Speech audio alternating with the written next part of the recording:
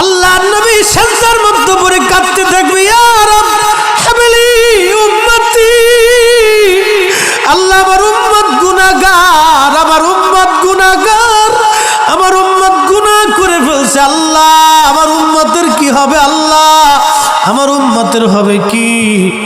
আল্লাহ পাক ডাক দিয়ে বলবেন, হাবিব আপনি আর সিজদায় পড়ে থাকবেন না, মাথা উঠান। আপনি কাঁদেন কেন? মেহশর তো আপনার কান্নার জন্য না নবী, উঠেন, আপনি মাথা উঠান।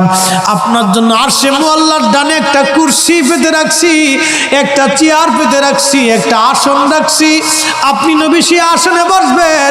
আপনি মাথা উঠান, আপনি আমার হাবিব, আপনি আমার বন্ধু, আপনি আর কাঁদবেন না। হুজুর আপনি মাথা উঠান।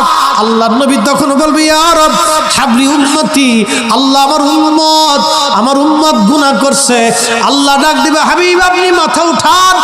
আপনি সর্বপ্রথম হামদের পতাকা উড়াবেন, আপনি সুপারিশের পতাকা উড়াবেন, আপনি যাকে খুশি তাকে নিয়ে জান্নাতে চলে যান।